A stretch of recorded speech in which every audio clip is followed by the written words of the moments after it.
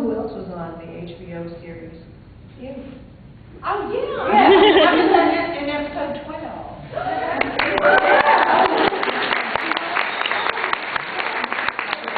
They gave me a line. I know, isn't that crazy? So I ate lunch in her lot with Alan. One of the booths. And I thought, this is just really strange. And I watched a scene that Arlene, was Carrie Preston was filming with her 2 children, and I got my makeup put on when the little girl was getting her makeup put on. I thought, this is just even stranger. And she's just cute as all get out. So it was a strange day. Alexander Wu wrote that episode, and he gave me a little piece of paper with my line written down and the points I need to emphasize underlined. I thought, okay, thank you. I think I can manage this. And what was the line? I can't believe something like that would happen here.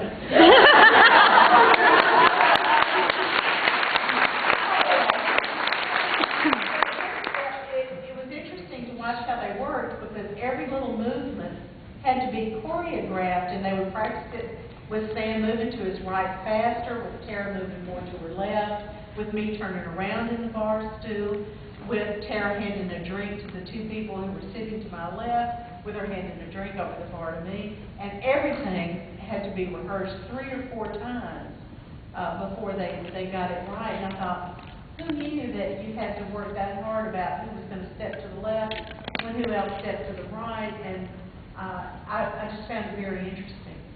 Didn't you have a choice, too? That wasn't the only role that they offered you. Didn't they offer you another one? Oh, or I could film all night and wear black contact lens. I thought, no, I think I'll do the devil in the bar. But you look good in black contact lenses. I'm sure I would have, but getting them in and out would have been another. That would have been another question. Question. Hi, I'm Kelly. I'm a big fan of your work. I love the Lily Bar series. Oh, thank you. And the fact that you always write such strong female characters. I was wondering about your early career. Your first book won a major award, and I wondered how long it took you to find an agent, how long it took you to get published, and how that influenced your ideas of being a professional writer, and when you really felt like one. Okay. The first book of mine that was published was the first book I ever wrote. I didn't have an agent for my first 2 books. I took a writer's workshop the 1 year I lived in St. Louis. I took a writer's workshop from Shannon Rasmussen. Oh, yeah. The head of Algonquin Press. She wasn't the head of Algonquin Press then. She had just quit working for Hope in Boston. And she liked the work I did in class enough to recommend it to someone who was still an active editor at Hope Mifflin, Ruth Capgood, and they took a book. I'm sorry, throw tomatoes. And then after those 2 books, I took a long sabbatical because I was having children. And then when I wanted to get back into writing, I've been writing back and forth with the wonderful writer Harper Connely, who isn't an active writer anymore.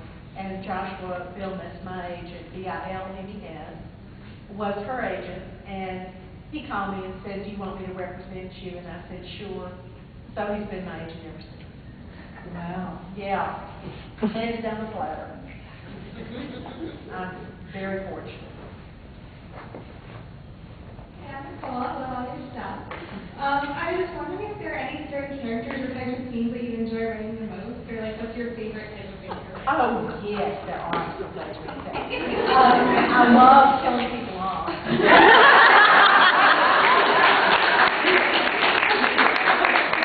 That dates from when I wrote conventional mysteries, and when the plot started slowing down, I would think, time to kill somebody.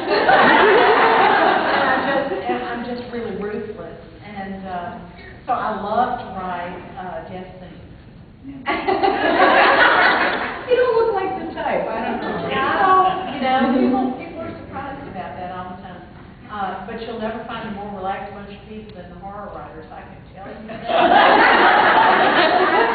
I get rid of a lot of stuff when you write death scenes. Writing sex scenes is more problematical because my sense of humor tends to, at unexpected moments, make a most inopportune appearance. And just when I'm thinking, oh, this is good, I'll write something that's really funny, and I think it kind of breaks the mood. So I'm constantly having to edit myself when I write sex scenes because I tend to make them funny with the, the little technical stuff like you get the bedspread wadded up underneath. So it's, I would say, no, don't go there, make it good, make it good. But I would think, when you're writing a book where everybody has simultaneous orgasms, you're just entitled to have a little fun with it.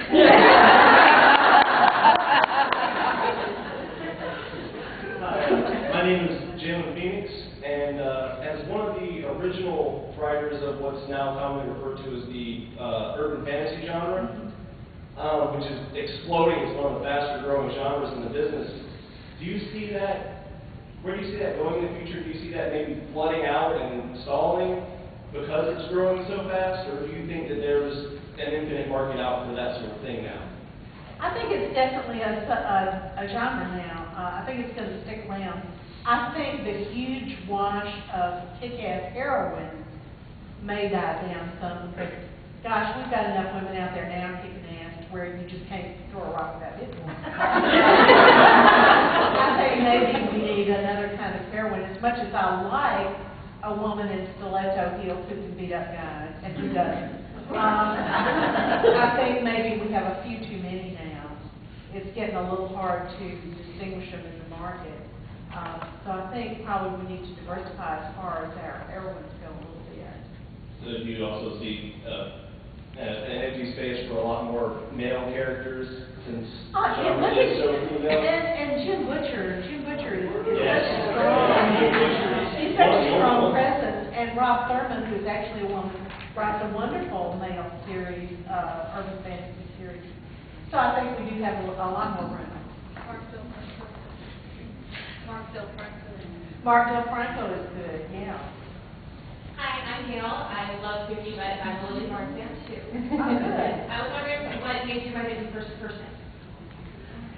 Well, I know that is not something that the romance editors like too much, I'm understanding. But to me, it helps me get into the character and inhabit the character. I guess in a way it's like being an actress and getting into the inside of the character. It just really helps me. And I feel like I'm seeing through her eyes and walking through her world when I'm in the first person. Do you ever find that it limits you because you can't follow what someone else said? It naturally does. And that's just a limitation I have to work with if I choose to keep writing in the first person. So far, I'm accepting that limitation. Would you ever consider writing through the eyes of a male? I want to, but I don't want to do it if I can't do it right. I mean, I want to be really convincing. Like Rob Thurman, I was sure Rob Thurman was a guy until he asked him to be in an anthology. And then he started something where I know it's R-O-B-Y-N, and she is certainly convincing as a young male. And I thought, well, until I can do that well, I don't want to do it, and I'm not real confident in my ability to really inhabit that. But I'm going to try.